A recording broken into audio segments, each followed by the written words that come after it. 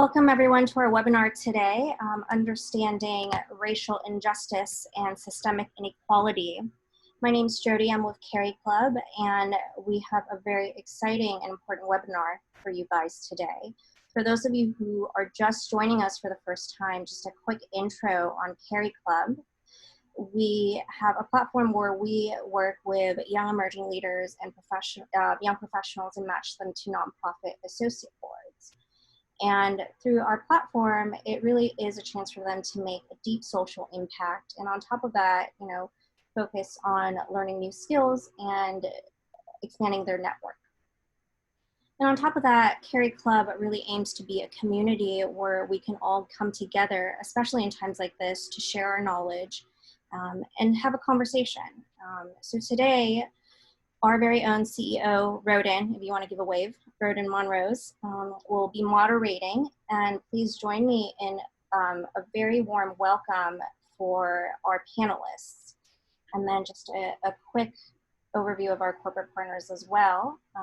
And then a welcome to our panelists, Urban Justice Center, NYCLU, and Good Call NYC. So right now, our nation is really the world is in a collective outrage, but these amazing nonprofit organizations have been fighting these issues and fighting for just causes for a very long time. And they've taken time out of their day to come join us and share their lessons and insights learned. So a few housekeeping things before we get started. If you have any questions that come up during the webinar, please write them into the Q&A box and we'll get to them at the end of the webinar. And without further ado, let's go around the Zoom room and make some introductions. Roden, why don't you take it away? Thank you, Jody. Hello, everyone. Thank you for making time to join us today. I really appreciate your time. My name is Roden Monrose. I am the CEO and founder of CariClub. CariClub is something that it's a platform that I built because I saw a need to connect young professionals who wanted to get involved and wanted to make an impact, but there was not always a clear path towards making that connection. And part of what motivated me to get young professionals from the corporate world involved in philanthropy kind of stems from a lot of my own background. I moved to America when I was 12 years old with my sister. We came here to be with our mom, and she wanted to make sure that we got the best possible education. But there's only so much that she could do with her salary as a nanny. So nonprofits played such an important role in creating opportunities for my sister and I that would have been very challenging for my mother to deliver all by herself as a single parent. Fast forward, I ended up working on Wall Street and really saw the need from the experience that I had there to connect people to the world of philanthropy, because there's a lot that could happen in terms of knowledge share, skill share, to reinforce the good work that these organizations are already doing. And we're not just based with finance companies, we are really working with companies across all industries, because the more talent we get involved in solving problems, the greater the chance of actually achieving solutions. So I'm excited about that work.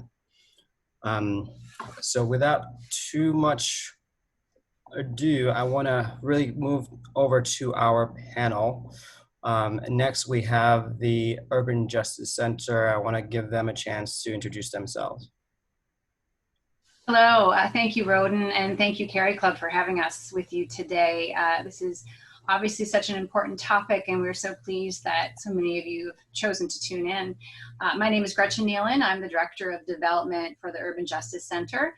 Our mission at UJC, as we go by, is to fuel social change. So this moment is of particular importance to us as we are excited and inspired to have more society believing that social change is necessary and imperative. A little bit more about UJC. Through our Social Justice Accelerator, every year at UJC, we incubate groundbreaking new projects that are fighting new wrongs or bringing new approaches to longstanding issues by providing them with back-end support, guidance, and a community of fellow advocates with hundreds of hours of experience we help them leap over the early, really difficult stages of nonprofit growth and get directly into affecting the change in their issue area. And then we also have our long-standing anchor projects that serve tens of thousands of people a year on critical issues ranging from homelessness to discrimination to seeking asylum and to escaping intimate partner violence. The freedom and nimbleness afforded our advocates enables amazing creation and growth of groundbreaking initiatives. One like our Sex Workers Project, which is headed up by RJ Thompson, who is with us today. So I'll send that over to RJ. Good afternoon, everyone. Thanks for joining us. My name is RJ Thompson, as Gretchen said. I use he, him pronouns. I am the director of 2 of our 7 anchor projects at the Urban Justice Center, the Sex Workers Project and the Human Rights Project. I am a longtime social justice activist, human rights lawyer, Native American, First Nations person, Cherokee, and a queer person as well as a longtime out sex worker. So I've brought my lived experience and advocacy skills to 7 different social justice movements over my career, and I'm really happy to join you all today. Just a brief word on the Human Rights Project. What we do is we demand accountability from local, state, and federal government in the US to our international human rights obligations here at home. And we do that through local implementation work, local legislation that implements human rights standards, as well as accountability tools like the New York City Human Rights Report Card that grades council members on their voting records around social justice and human rights issues. The Sex Workers Project has been around 20 years, and we are the only organization in the country that provides direct legal services to people in the sex trades, as well as survivors of human trafficking. And we also do policy work nationwide to decriminalize sex work, which is directly connected to the issues people are demanding right now around police reform, policing communities, and mass incarceration and racial justice in this country. So next up we have the NYCLU. Caroline Eves, go for it. Hi, everyone. I'm Caroline Cotter. I'm the Deputy Director of Philanthropy at the NYCLU. We are the New York affiliate of the ACLU, the American Civil Liberties Union, which has affiliates across the country. And the NYCLU is one of the oldest and largest affiliates of the ACLU. We were founded in 1955, and we have about 140,000 supporters across the state. We have 9 offices and chapters across the state as well that allows us to do from local to state level work. And overall, we protect and advocate for civil rights and civil liberties. And we do this through integrated advocacy, which involves impact litigation, advocacy work, organizing, and public education. So I'm really proud to be on this panel with Yves Filius today, who is going to be speaking to you. And so I'll just turn it over to him to introduce himself. Hi, good afternoon, everyone. My name is Yves Filius, the government relations strategist for the New York Civil Liberties Union, the NYCLU. Definitely proud to work in conjunction with Caroline. And again, thank you, Roden, for accepting us today to speak on behalf of this current time. I, as the staff lobbyist, I'm up in Albany and down in the city passing both state and city legislation. I'm very happy to announce that in the last 3 weeks, we've passed some huge wins, such as the STAT Act, Special Prosecutors Bill, repealing 50A, and the Post Act. I don't think I'll be getting into that a little bit later, but just want to introduce myself at the moment right now. So, thank you. Great, thanks, Eve. And we're going to turn it over to Kim from Good Call NYC. Just realized I was muted. Hi guys, my name is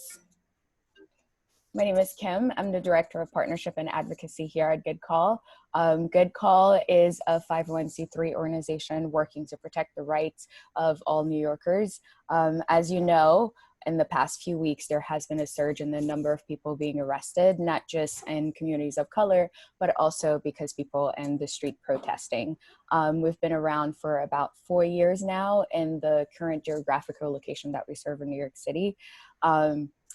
I know I want to make sure that I don't get too much into the nitty gritty of Good Call, but also give you sort of like an overall of what's been going on in New York City. So far, there's been over 2,000 people arrested for one reason or another related to the protest, specifically in New York City.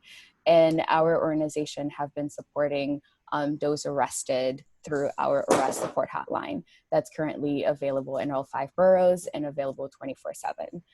We do so with the help of technology that we use to route the calls directly to the lawyers. And we have an internal accountability tool to make sure that no calls are missed. And that also, if there's ever, for whatever reason, that a call is missed, that the lawyers can also follow up with the people who actually need it. And again, we're in all 5 boroughs of New York City. You can reach the hotline at 1-833-346-6322. Thank you.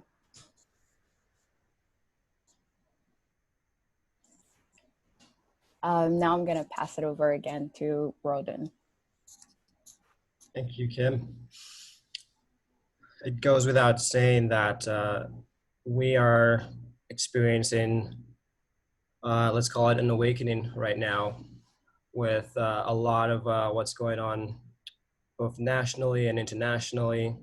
And I wanted to make sure that we were able to assemble this panel to discuss some of the topics around surrounding what's going on right now with the protests and the Black Lives Matter movement. And so I would like to spend as little time as possible talking and really give them the mic so that they could talk more to our members at our community at CariClub, so that we could all learn and grow from this experience and find ways to be part of the solution.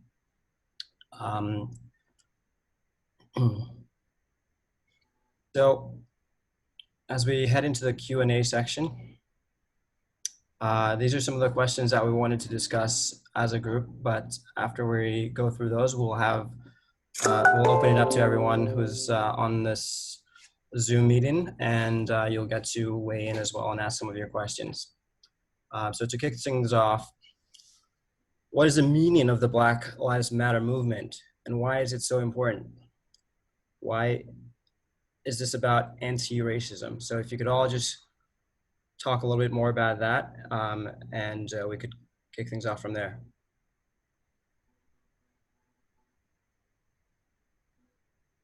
All right, I'm gonna nominate Kim. I can start. All right, there we go. For me, both as an ally to people of African descent and as an Indigenous person, the Black Lives Matter movement is a movement against structural white supremacy in all of its forms. It is a movement that is calling out for an end to the state violence, police violence being only one type of state violence, that has targeted African communities, people of African descent, Black folks in not just this country, but this entire hemisphere, since it was colonized by Europeans and since African folks were brought here. So, you know, we're talking about deep systemic things. This is not about diversity and inclusion only, but far beyond that, to structural white supremacy. And it's important that we're seeing people name things that they were scared to name before, for the first time in some cases, from individuals to corporations to media. Talking about the term white supremacy has been avoided, right? It's been talked about as racism. And if it's talked about as racism, then we can contemplate the myth of reverse racism, which is not a thing. White supremacy has target groups, people of color, Black folks, Indigenous folks, and a dominant group, people of European descent. And within that context, we're also seeing connections between capitalism and patriarchy, and the understanding that every aspect of this society has been touched by this colonialist, imperialist system from 1492, and that it's not a thing of the past, but that people live it every single day, from police violence to prisons to everything about the criminal punishment system to rates for healthcare, housing, education, and on and on and on. Right. And we could spend a whole entire panel talking about Black Lives Matter and what it means. But to be honest, like my fellow panelists just said, this is not something that's new. The term Black Lives Matter may be new for some people, but the context behind it and the history behind it goes way beyond just like this moment. There are so many people who have been doing this work for so long, and they're kind of just looking at everyone like, oh, finally you getting it. But it's also important for us to kind of spend some time and think about what are we going to do in the long term. I think it's great that people are in the street right now screaming Black Lives Matter, and that organizations are taking the time to say so. But it also matters to take the time and consider how you contributed to the system already. As a woman of color, to say Black Lives Matter to me is not a political stance. It's not really a point to be made. It's also about making sure that we bring light to a lot of those systemic racism and system of inequalities that Black people specifically are the ones who are seeing the brunt of it and suffering the most from it. I had a conversation recently with somebody because I was at a protest and people were screaming Black Lives Matter. And he felt the need to specifically say that all lives matter. And you know what? He's not wrong. All lives do matter, and people should feel that they have liberties, that they have the right to basic, just like needs that everyone needs in a society to survive. But it's just unfortunate right now that Black people specifically don't seem to matter. So as a collective, we're taking the time to say Black Lives Matter so that the people who are not paying attention to this problem that's happening within our communities can actually pay attention, even for 1 second. I think COVID was both a blessing and a curse, because a lot of people who weren't listening before are now at home and they have the time to do now. A lot of people actually watched George Floyd being murdered on national television. It wasn't something that they were hearing from somebody else. It wasn't something that they read in like a quick post. No, a lot of people actually watched it. And this is how we get here. You get the combination of a system that is constantly taking advantage of people of color. And then on top of that, you have COVID, where people are just sitting at home and they're frustrated with what they're seeing on national television. And now we're here. So this is not just about police brutality, unfortunately. This is not just about George Floyd. It's not just about Breonna Taylor. It's all about those names that if I could probably spend my entire day just listing right now. And those are the ones that we know of. It's unfortunate. Those are the ones that we know of, that were caught on camera, that somebody felt the need to tell the world about. But again, those are just the ones that we know of. And as Black people and as allies, I think it's the time for us to recognize this is not just about police brutality. It's not just about, this moment right now. It's about dismantling the system of white supremacy, dismantling the system of racial inequality, to make sure that Black lives, to make sure that all lives actually end up matter. So I could go on and on, but I'm gonna stop right here. Thank you, Kim. I would just also interject to say, just to answer the question again, for me personally, Black lives, the same with Black Lives Matter, it is a seasonal. This is every day for me. I was born this way, and I'll die this way. And through that time, through that journey in life, I want to have the same equality, the same rights as everyone else.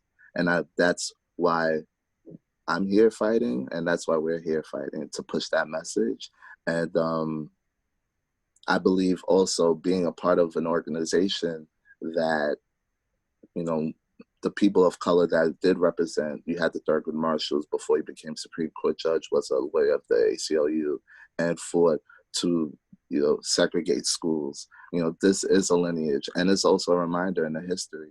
You know, in New York history, one of the first surveillance bills ever was the lantern bill. If you was a person of color walking down the street at night, you had to have a lantern to be seen.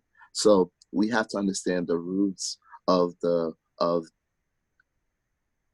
reason why Black Lives Matter. You know, at one point, we weren't even considered a person to even matter. You know, we have representations everywhere of the works we have done, but yet the faces, the names are different than the people that have created it. So that's why it matters. Once we continue to lift the veil and blow away the sand to see who were the architects, what made us as Americans was the blood, sweat, and tears of those people of color that weren't represented. That's what matters. And you're right, Kim. You know, we can one day say all lives matter, but at this moment, at this time, and unfortunately at this campaign, we have to relay and remind people why Black Lives Matter. So. Totally. Thank you so much for that. I will say, like, so I moved to America when I was 12 years old, and my mom already lived here, so she was well aware of a lot of the issues and challenges that I would have to face as a Black male and my sister would have to face as a Black female. And she was always very, very, like, it was always a very high anxiety experience for her, because she was always nervous that something or another would happen to one of us any day, anytime, just by being in the wrong place or wrong time. So it's definitely like a lived experience for me.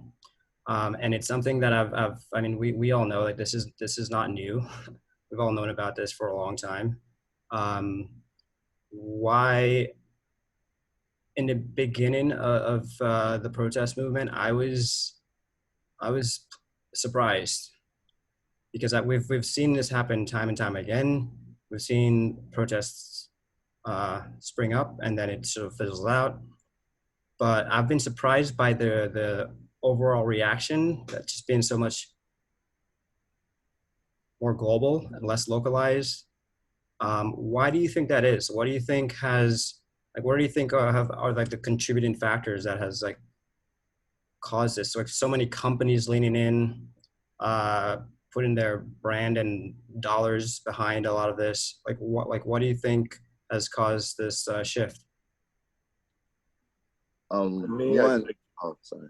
Go ahead, RJ. Go ahead. Well, one, I would say, in terms of protest and the message being across, this country was founded on protest. From, you know, for the Boston Tea Party, right? We had people that were just frustrated and had enough and it's enough. Taxation without representation. And I believe that's the same thing that's happening right now, right? Law enforcement, when we look at law enforcement, I think we have to reimagine law enforcement as, you are an agency and we are the consumer. And you are supposed to give us a product and we are not happy about that product, right? And through all these years, there were groups of people that didn't have the technology or the wherewithal to get all the information at the same time, right? And we will always lag behind. It's always those communities that don't have the newspapers or the Times. And, well, growing up in the South Bronx, I couldn't find the New York Times. You know, like, I would have to get on the train and go to Manhattan to get that. But the lack of technology, and I think now with everything being up to date, people can see for themselves. You know, no one could dictate to say, oh, this is what occurred, because there's cameras everywhere. People are recording and you can see the point of view. And I believe everyone saw the same point of view. There was no more black and white. It was just a human disrespected, you know, and unfortunately taking the life of another. And that's when the uproar happened. And I believe it was that moment where, you know, it was all those years, all those generations of the subliminal, you know, the subliminalist, the racism that was hidden was just lifted. And I think it was a wound that happened worldwide, because it wasn't just in America that people were enslaved. It was everywhere, and I think it was that rawness that just came to the fruition. I feel like for me, it's a moment of a confluence of so many factors, right? Trump has emboldened people who have always been white supremacists to be very proud and out about their white supremacy, when I think since the civil rights movement, perhaps until Trump, nothing really changed culturally in that. And I say that as someone who grew up in the Midwest and the South. Living in the coast, living in so-called progressive urban bubbles, people of all races, I think, have a more positive view of this country than they should. And people who grow up in middle America, who see how commonplace and violent white supremacy is in everyday conversation, in everyday interaction, know that unfortunately, this country is sick. It has a disease of white supremacy that it has always had, and we have never reconciled it. We have never had a reparations process like Germany and South Africa. We've never even had a formal apology from the US government to indigenous people and African people for whatever that's worth, right? So let alone actual reparations and reconciliation. Until we do that, there will be a festering wound. I remember seeing from 6 years old, growing up in places like Illinois and Alabama and Florida, that this is commonplace. And people don't want to hear that. It's not nicey nice, but it's real. And I think right now, people are seeing, because of social media, how real it is.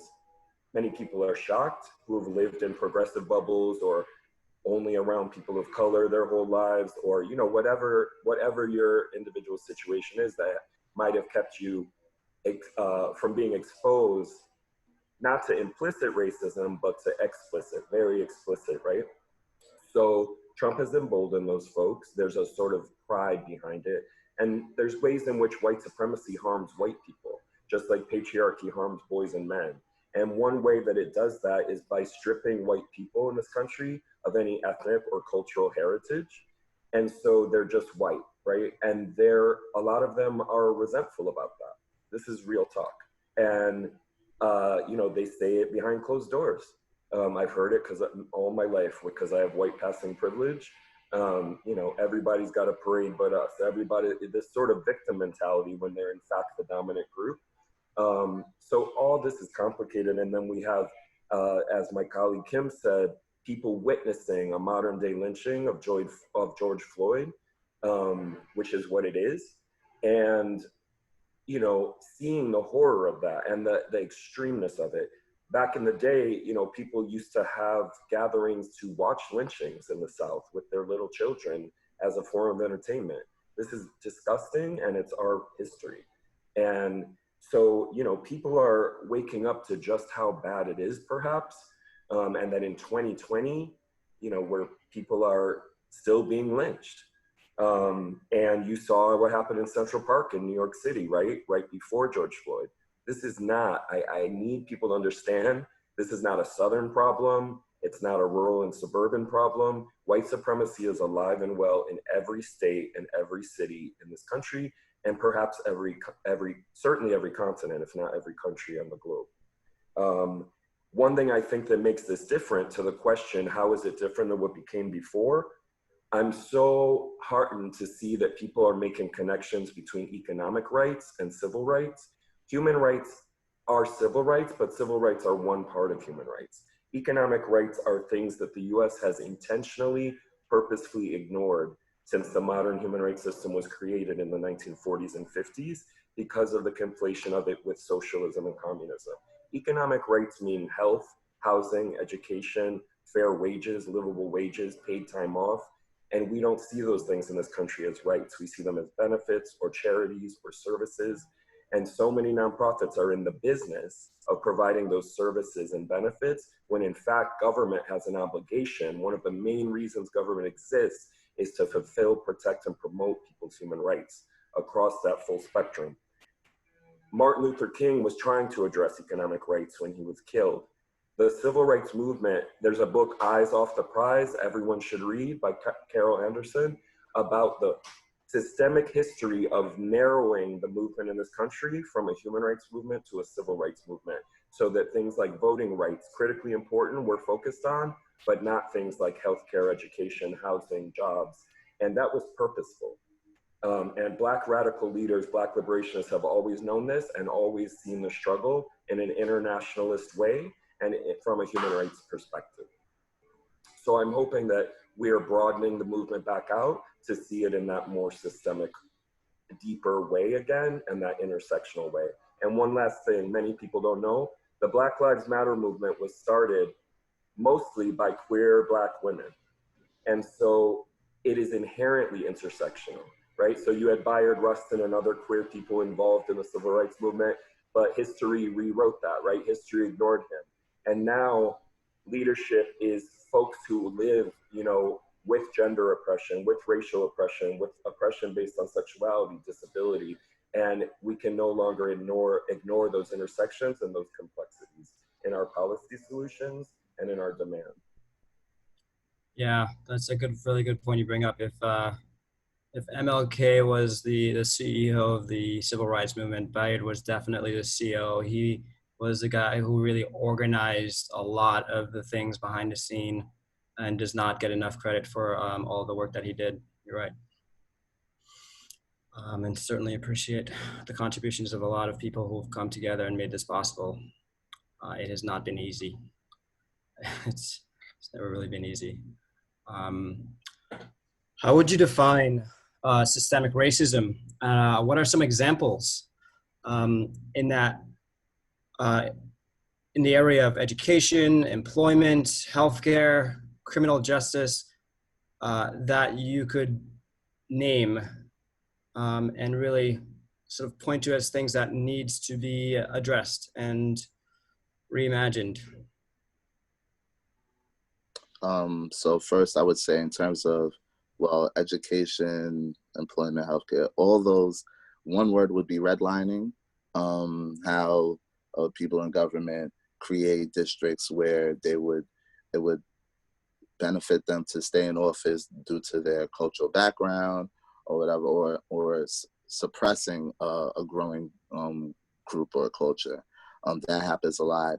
And unemployment, if someone had a criminal background, you know, the 9 times out of 10, if they're going to get a call back, you know, in terms of getting employment, healthcare, we've just witnessed this with the COVID crisis, you know, places that have high people of color, also communities of color also have pre-existing conditions, you know, which COVID case was rampant, and then you simultaneously couple that with their job. 9 times out of 10, communities of color are essential workers. So they are on the front lines, saving our lives, and also getting this this pandemic. You know, like, this is systematic racism. When you are encased and put in an environment and to try to expect to succeed without getting any resources or anything. And I want to add, sorry. No, I would just, one more thing, I would just say, imagine someone giving you scuba gear and just throwing you in the middle of the desert and expecting you to survive. I think too, one thing that I wanted to add is, like, systemic racism doesn't just happen, right? It's also about normalizing it. So we can take the example of the education system. A lot of the public schools are funded based on the taxes that said district receives, and the taxes are based on property taxes. Now, if you go into communities of color, the majority of them actually rent the spaces that they live in. So that already means that the amount of property taxes that you're going to get based on the population is going to be lower. So if you're not paying taxes, the public schools in that district is also not as funded as well as another public school, which is from like a suburban area where they have like a 2-family household. you know, the amount of taxes that they're paying is considerably higher. Now you're expecting both of those public schools to kind of give you the same results, right? You're expecting all of those children to graduate, to hopefully go to college or to do something productive with their lives. Now, if that public school is not getting the same amount of money, which means that their teachers are not getting the tools that they need in order to teach in the classes, it means that they probably don't have the right amount of teachers actually to teach the amount of students that they're getting, but you're still expecting the same results. And even to add to that, a lot of those schools, in order for them to receive additional funding from the government, it has to be based on results. So they're not getting the property taxes, which is one way for them to fund the school, which means that they don't have enough teachers, they don't have enough resources, and you're expecting to give them funding based on the result that they're giving you. But they're already not getting the property taxes because the people who live in that district actually can't afford to pay them taxes anyway. But you're still expecting those students to go on to college. And then you add on to that, after hopefully by some miracle that they actually graduate high school, now you're expecting them to get into a university. Now let's keep in mind, they didn't get the same education as the person that lived maybe like to the district next door to them, but they're probably applying to the same colleges. Who do you think is going to get in? Because that school is not going back to say that like, oh, you're not getting property taxes, that's why you didn't get that extra SAT class, that's why, you know, your grade in the SATs weren't that great. No, they're looking at you holistically. They're like, okay, did you play sports? Whether your grade is SAT, do you have a job? Do you have a stable household? All of those things are being looked into, but you already don't have, like from the get-go, you don't have those tools, but you're still expected to be successful, quote unquote. Now, to add to that, we're still thinking of that same community that doesn't get enough taxes to even fund their public school. Now you're adding to that the criminal justice system. And that community is the same community that is over-policed, that like you're gonna have a cop car parked on the side of the block of the same kids who are waking up to go to school, and they look suspicious, quote unquote, for whatever reason, how they look like, what they dress like.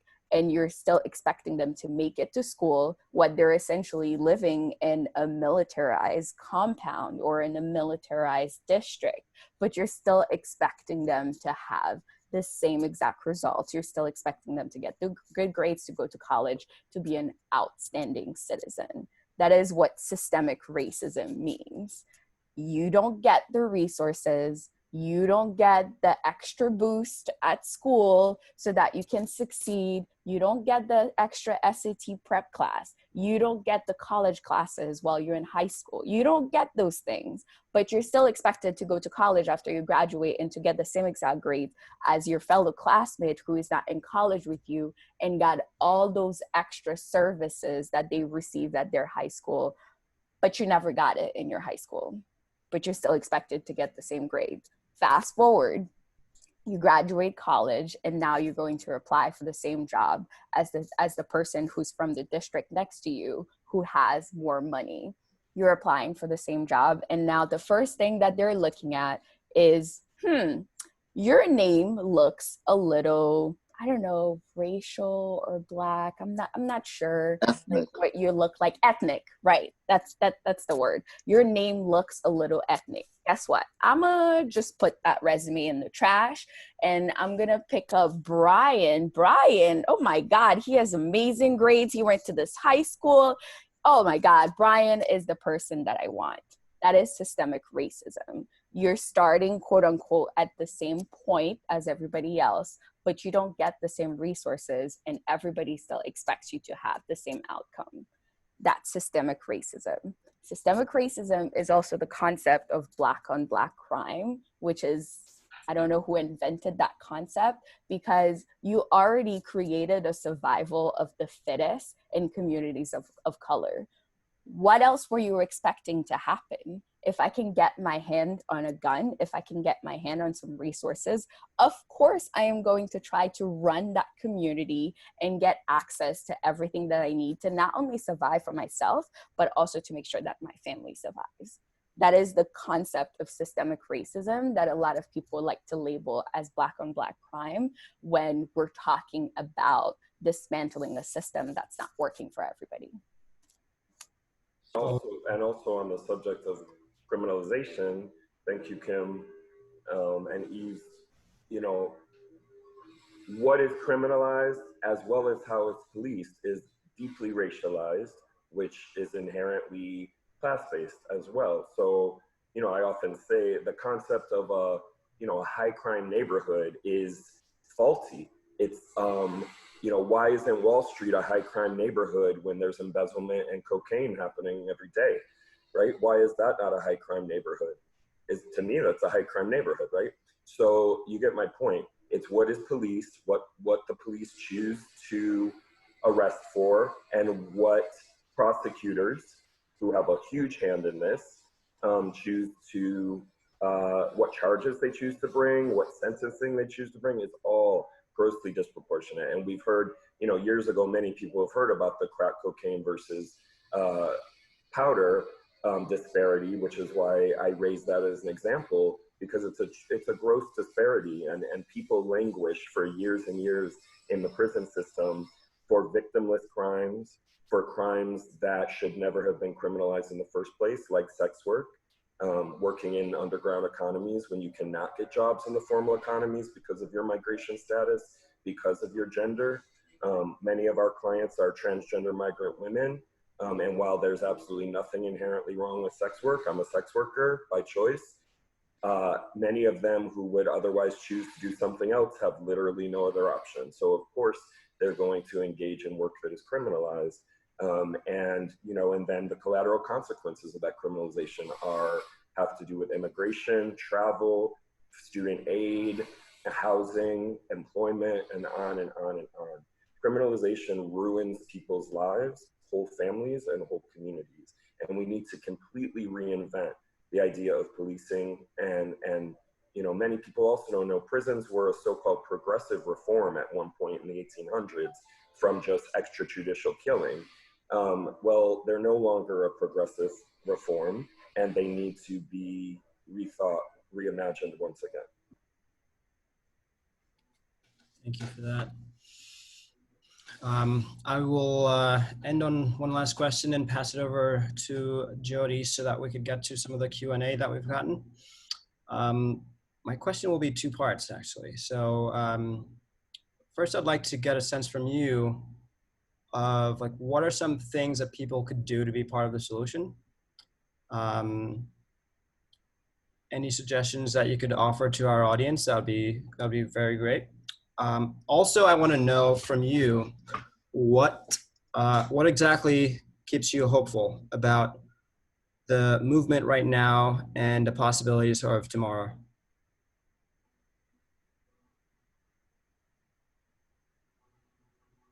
Can start. I would say for people to support, I would use this concept of don't just participate in this moment, invest in the people who are doing the work in the long term. Because it's great for you to get up and show up to a protest and scream Black Lives Matter, and that's amazing, and we need that. And we've actually seen in the past few weeks the value of people actually going to the streets and taking on the streets and say that Black Lives Matter and we need to make changes. But beyond that, it's important for you to invest in the changes that needs to be made. Invest didn't just mean donating money, which is great. All of those organizations who are doing this work need the money. All of those organizations on this call need the money. So if you have it, donate to them. But participate in the work that they're doing. So volunteer your time, volunteer your expertise, because a lot of those nonprofits, they could use it. If you are, I don't know, like if you're a doctor and what you have access to is PPE, give that PPE to local nonprofits who are actually doing the work on the ground. If you are an accountant and what you can refer is accounting skills, donate that time to a nonprofit who's actually doing the work. And beyond that, also look at yourself and how, if you're an ally, if you're a person of color, and think about how you're contributing to the system. Because that's the other side we didn't talk about. This system is in place because there are people who are actively benefiting from it. And it's working for them. It's working great for some people. So of course, there's going to be resistance when we say that there needs to be a change, because some people are just like, what are you talking about? This country is amazing. We should keep going exactly the way we're going. And they're not taking into account that this is not working for everybody. So take a look inward, take a look at your own organization, take a look at your own company, and really take the time to think about how you're contributing to the system. Because it's not enough for you to just say Black Lives Matter to the outside and put it on your website, and that's great. But it's also, are you giving opportunity to Black employees? Are you putting them in positions of power when they can actually make changes within your organization that actually opens the door to more people of color, more transgender individual, more LGBTQ? Like, all those conversations that we're having about Black Lives Matter, there's also a subpopulation in that, which is the Black LGBTQ population, that is not necessarily being like getting a light shined on them at the same way that Black Lives Matter is getting the light shined on them. And we also need to do that. So definitely invest your time, invest your everything, I would say, in this movement, because we need all the possible allies that we can so that we can be successful. That is what we need right now, not just for you to be invested in this moment because criminal justice and social justice, it's hot and it's sexy right now and everybody want to be a part of it, but be there when the protests stop on the street and those organizations are looking to do some work to move forward. Because a lot of them, guess what? The NYCLU is still going to be doing lobbying work. Good Call is still going to be giving people access to a lawyer. The Urban Justice Center is still going to be helping the LGBTQ population after all of this happens. When this ends, everybody who's on this call needs to be just as invested in everything that's happening right now so that we can be successful. Because it's not just going to stop when everybody just kind of goes back inside and stops screaming Black Lives Matter. This work is still going to be happening. So invest in those organizations is what I would say. And then what makes me hopeful, I would say, is the way that people responded. Because I think I actually remembered when I watched the murder of George Floyd, someone sent it to me on social media, and how powerless I felt, because it was during COVID and it was right after Breonna Taylor, who is a woman of color, who was actually killed while she was at home sleeping. She wasn't bothering anybody. She was asleep in her home, and police officers still find a way to come into her apartment and murder her. So it was after that happened. So I was dealing with that. I was dealing with what happened with Ahmaud. And then I watched the video of George Floyd. And I think what gave me hope is the way that everyone around the country responded, because I think as people of color and as people who have proximity to the issue, we've been saying there's a problem for the longest. We have been saying this. This is not new to us. We've been saying it for the longest, and we've been trying to scream at the top of our lungs to say, hey, pay attention to us. We're trying to solve this problem. But I think what happened with George Floyd, it was kind of like a finally people actually get it. And there's so many people that I felt like I had to convince, who were actually reaching out and saying, oh, you know what, you're right. Like, what do I do? What is the problem? How do we fix this? Is what actually gave me hope. Because honestly, the level of like, and this is what I do for work, and I can't and I'm telling you that I felt powerless because I'm a woman of color. It doesn't matter what I do for work. When I walk on the street, I have a target on my back because I am a threat to somebody. And that's the reality that I have to live with every day.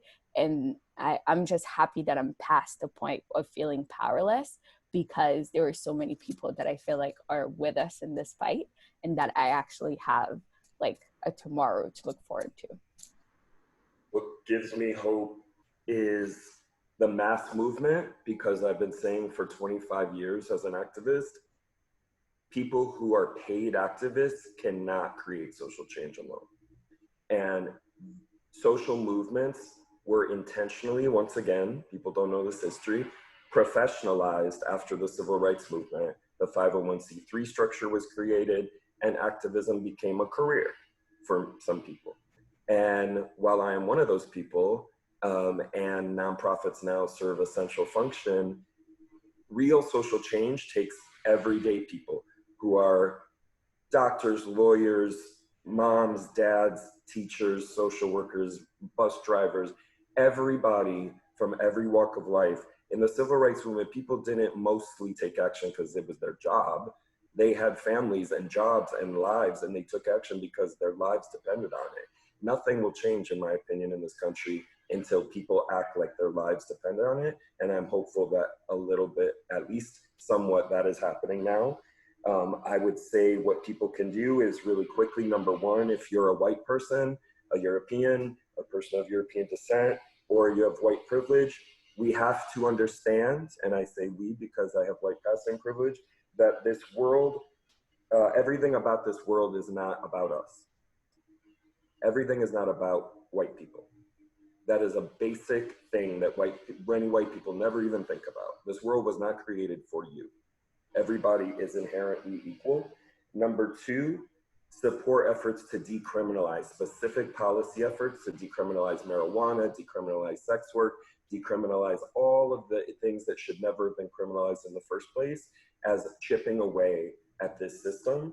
And lastly, support Black-owned businesses and give your money to Black-led organizations, Black LGBT-led organizations, Black immigrant-led organizations, Black-led organizations, Black women-led organizations of all kinds. Thank you, RJ and Kim. Also to piggyback on Black businesses, I just read, I believe, in Wall Street Journal yesterday, 40% of Black businesses across the country will not survive after the COVID pandemic. So that means please invest in the Black businesses. You know, extremely, extremely important. What changes have we seen and made? I know that we should not look at the cup half empty, but one highlight I think we should take credit for as all people is last week, Friday, we celebrated Juneteenth, and hopefully it will become a national holiday. The last national holiday put on the calendar was MLK Day. So progress has been made, and I know on this call, nearly half of us, if not all, was not alive even when MLK Day was incepted, and that was the work and hard work of our generation prior, right? So we have made some strides in a very fast time, but we can do greater and bigger and bigger and greater strides, right? So that is my courage, my push, and usually to not just our white counterparts, but our Black folks that have a little money in their pocket now and want to give back. I want to leave you with something that was really put on me a few weeks ago when Atlanta was exercising their rights. A rapper by the name of Killer Mike got on stage and he just put out a phrase that just really resonated with me, and it was just to plot, plan, strategize, organize, mobilize, and capitalize, right? So I'll say that again. We have to plot as people of color. We have to plan. We have to strategize. We have to organize. And then we have to mobilize. And from there, we can capitalize on the work that we've done, right? So that's the way. And of course, I represent, the ACLU of New York, which is a huge old organization that is there on the forefronts, but we also need those other organizations that don't have that lineage, that longevity, those new organizations in that community. Please reach out to those communities, That means stepping out of your comfort zone, jumping off the skinny bench, like going to places that you just passed on the train or not just didn't think of. It's hypocritical to wear a Black Lives Matter shirt and then walk over a homeless person. You know what I'm saying? Like that is what we're trying to instill. Like let's be aware, let's be awake, and let's be active. Thank you all so much. Very powerful words. So I so appreciate your time. Thank you for coming here. Thank you to the viewers who have sat through this and listened. And I will now give you a chance to weigh in. I'm going to pass it over to Jody, who will be able to get to some of your Q&A. Thank you again. Thank you, Rodin. So I know some of you have already put in your Q&A, so Renee is going to help me read out these questions while we go through the room and try to answer them to the best of our abilities. Hi everyone, Renee Williams with the CariClub team. Really enjoyed the dialogue that we've shared so far and just wanted to encourage you to post your questions again in the Q&A box, probably at the bottom of your screen. We have had a few come in already, so I'll just start off with what we have, which is a question about the other side. And the question reads, I was sent an unattributed video by a friend to just show me what the other side is saying, a ranting white man in a black cowboy hat reading statistics of how many white people have been killed by the police. What is the story behind it? Have you seen that video? I can forward the clip if anyone wants to see it. This person is asking, is the oldest son of a close Haitian immigrant friend was killed by the Boston police in 2001. He'd like tools to help rebut videos like this one and others. So I'm not familiar with that video, and I would only recommend, to try to reach out to our affiliate office in Massachusetts. Hopefully they have a Department of Human Rights, if that was a case up there, to see where they can go further, regarding that their incident. RJ, do you want to speak to that a little bit? I'm just gonna say quickly, we, well, first of all, yeah, people who are targeted by these systems spend so much of their lives educating the people who perpetuate these systems.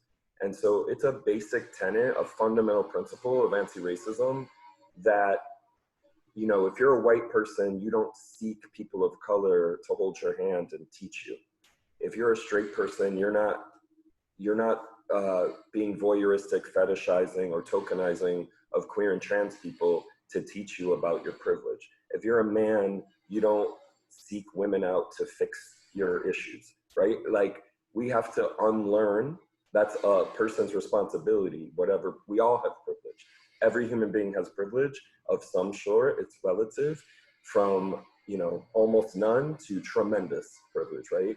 And it is our responsibility to unlearn. And one example is, I chose to be an Africana Studies major because I knew that the education I received as a child was Eurocentric. I was aware enough to know that something was up, something was not right here. And as an Indigenous person also, that like our histories are not told, or in a very fetishizing way. So, all that to say, I wouldn't, these videos and things, arguments that try to discount the existence of white supremacy, the existence of police violence, they're just untrue, right? They're perpetuating myths about superiority and reverse racism and all these things. We have more than enough data, good, solid, objective data to show the disparities in housing and education and health in the prison system. It's fact. It's not opinion, it is fact. And we need to stop apologizing, and we need to stop acting like you can have a different opinion about things that are facts. Just like coronavirus, right? Like, it's a fact that it's still out there. It's a fact that masks help, but people still don't want to wear them. I think there's a big problem in our society between people having a right to different opinions and then understanding when there's something that is actually fact-based. Thank you for that. Kim, would you also like to add? Yeah, I haven't seen the video personally that the person is referring to, but honestly, and I'm gonna be honest because the time of the webinar has passed. I'm tired of this, honestly. I'm tired of people just constantly having the need to prove something that is a fact, right? As he said, I'm a woman of color. If I actually sat down here and kind of thought about how many times I had an interaction with a police officer that I thought was gonna turn violent, I don't know, I could spend the entire day, the entire call just talking about that. And that's just the reality of things. And my reality doesn't mean that somebody else's reality is not true, right? So for all I know, it could be true that white people are also being killed by police, but I just feel like that should be more of a reason why we should get together to, you know, reform the police and do some type of criminal justice reform, because, you know, people shouldn't be dying at the hands of police officers. They're not a judge, they're not a jury, they're not an executioner. It is not part of their job. It's like, that's just a fact. Like, people shouldn't be dying at the hands of police officers, regardless of whether you're white, black, purple. It doesn't really matter. And I feel like that's the point at the end of the day. And any video of somebody reading statistics of how many white people have been killed by the police is kind of just proving my point at this point, that there's an issue with the way policing is being done in this country. And if you can't see it at this point, I personally don't have the time to argue with you right now. I wanted to add, feel. if I may, Jody and Renee, just because the NYCLU, working together with many organizations in Albany and over many years, just recently passed the STAT Act in Albany. And this gets to the point of the importance of collecting data around policing and use of force and demographic data. Because one of the problems with policing in this country is it is so local, and there isn't a lot of regulation, and there isn't a lot of accountability and transparency around what is happening in terms of use and force and who is getting killed. So I think it's very easy for people to tell different stories until we start saying we have a right to this information about what's going on with police. And the STAT Act was one nice step in the right direction in New York, at least. And repealing 50A as well, Carolyn, that was another bill, which basically law enforcement can no longer disclose there's no more police secrecy in terms of an individual that had prior encounters with civilians that were negative. So now that all has to be released. So that was passed 2 weeks ago. And last week in the city, we had something called the Post Act, which now NYPD has to disclose 60 days prior to purchasing any surveillance equipment, to disclose that to the public. You know, before we were giving millions and millions of dollars sight unseen to a department and expect them to give them a product of public safety. And that, like Kim was saying, wasn't happening. You know, civilians, the consumer wasn't feeling safe. They weren't being protected. In fact, it was the opposite. So these are the type of bills that we have pushed, you know, to again lift the veil and to get not only the agency accountable, but to give our civilians the understanding on what's happening. Thank you, everyone, for those insights. I think we have time for a couple other questions. I know we've gone over, but at the same time, you know, 60 minutes is not anywhere near enough time to discuss any of these issues, and it's our responsibility to keep the conversation going. Renee, can you read out another question? Yeah, so we have a question. What companies are working with environmental and health services in the racial injustice and systemic inequality arena, specifically dealing with trauma, chronic illness, heart disease, diabetes, depression, and suicide, healthy eating, and working out? That is a very specific question. And I would say, to go back to one of the points that were being made, is that part of this is also self-education. There are so many organizations that are doing this work, and I specifically for education, I think there are so many like organizations that could be listed. I personally recommend using good old Google or Charity Navigator or Give Lively, I believe, like has a list, or if you're in New York City, like Brooklyn Community Foundation have a list of all those organizations. But also do your own research. That's also part of the education. And to not simply just come to me and come to the NYCLU and come to everyone in this panel to say what organization specifically has to deal with environmental justice and all of this and education. And that's a lot. And also remember that as people, we also have kind of like our own individual causes that we are keeper of, that we have to pay attention to, and we are not going to have all the answers to every single organization that you're looking to support personally. But part of this is also self-education and you kind of sitting down and doing the research. There might be an organization that no one has ever even heard of who's doing this work, and I guarantee you there's probably one, because I saw something recently and I wish I would have like bookmarked it for this call. And it was somebody on social media who was specifically taking the time to list all the organizations that are doing kind of like nitty gritty work in specific groups or specific causes that people may care about. But it's like I said, this is also self-education and doing your own research and kind of sitting down. And I also recommend, if you're not a member of CariClub, to join CariClub, because that's another place where you can find all of those organizations that you're potentially looking for. So self-education and research, everybody. Like, we don't have all of the answers, unfortunately. And that's why we're asking you to be allies and we're asking you to help us do this work. Thanks for the plug, Kim. RJ Eves.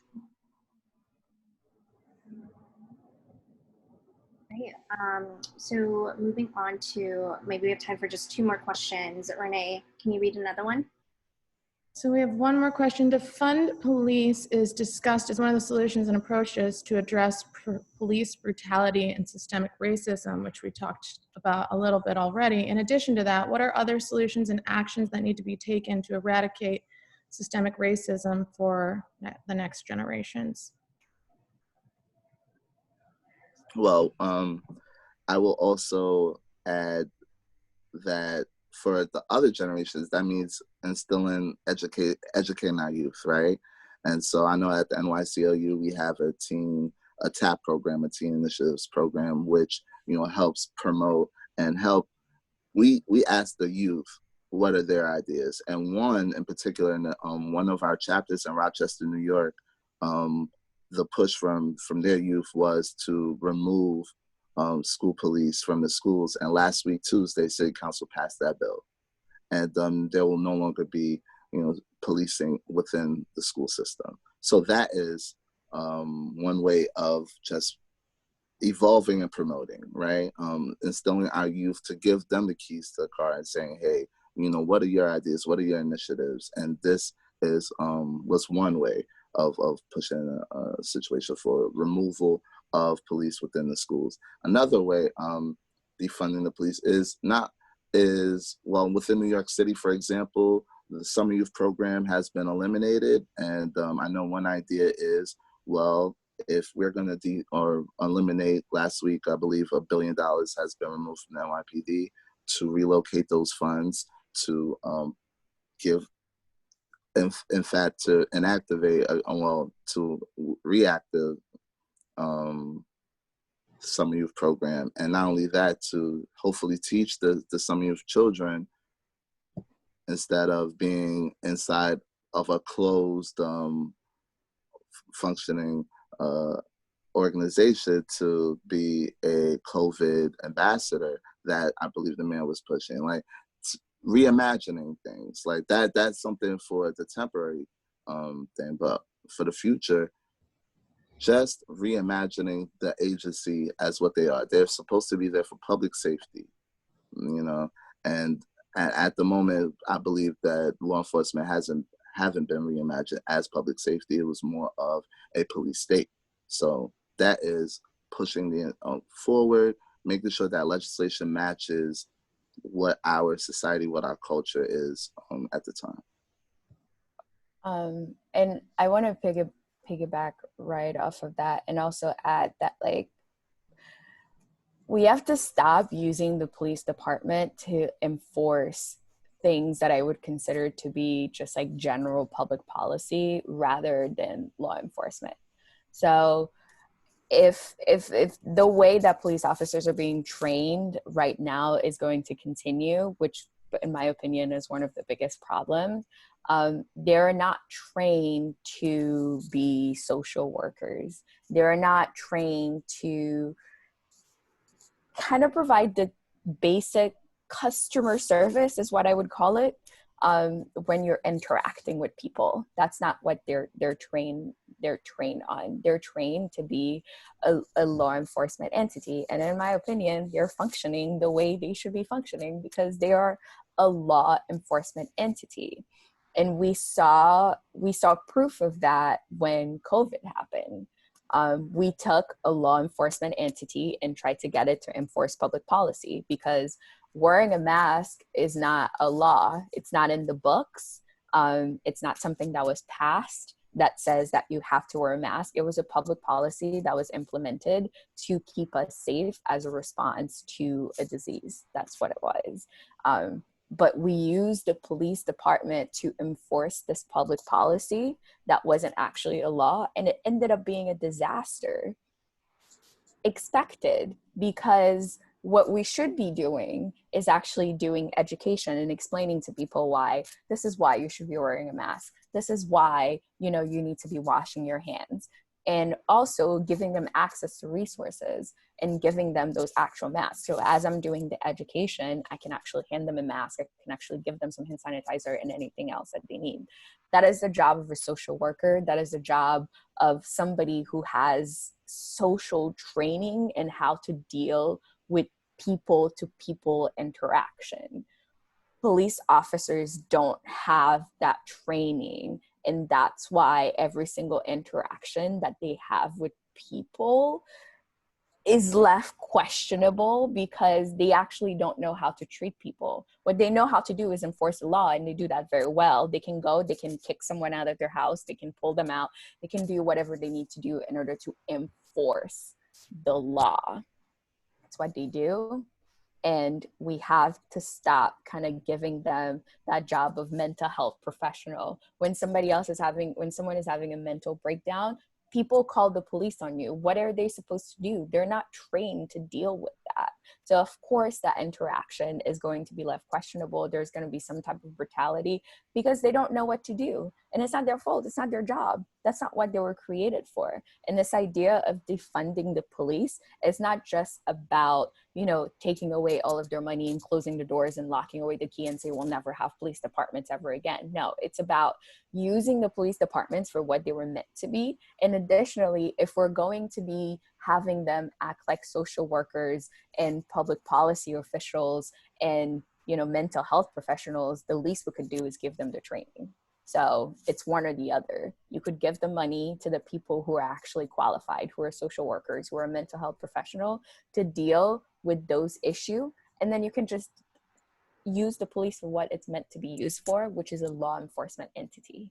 That's what they are. So when we're seeing that interactions with them are turning brutal and people are dying, it's because what they're doing is enforcing the law by any means necessary. And then on top of that, you have the history of the police and the sheriff's department, which is from the history of being slave catchers. And then now they're looking at Black people as just like slaves that they need to be catching, which is another conversation.